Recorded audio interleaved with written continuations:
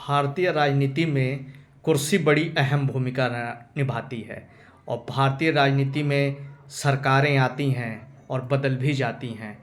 तो एक मायने रहता है कि सरकारें आखिर गिरती क्यों हैं। तो कभी गठबंधन टूट जाता है तो कभी बहुमत छूट जाता है, यानी सरकारें बनती भी हैं और बिगड़ती भी हैं।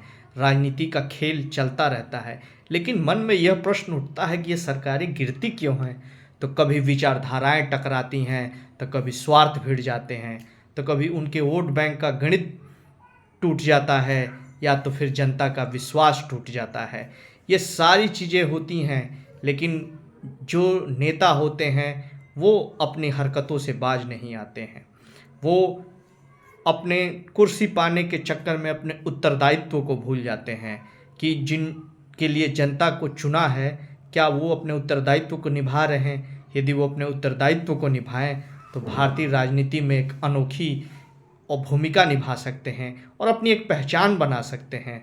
राजनीति कभी खराब नहीं होती, अक्सर लोग इसे चुप रहकर खराब बना देते हैं, और जनता ही वो है जिसके पास वो चक्र है जिससे वो सारी गतिविधियों को बदल सकती है। उसके पास है हथियार, वो अपने उस हथियार का प्रयोग जिसे कहते हैं हम वोट, उसका प्रयोग करके राजनीति की दिशा बदल सकती है। लेकिन उसे अपने विवेक से काम करना होगा और राजनीति में सही तरीके के लोगों को चुनना होगा, तभी राजनीति एक सही दिशा में गतिशील होगी और भारत सही दिशा में प्रगतिशील होगा।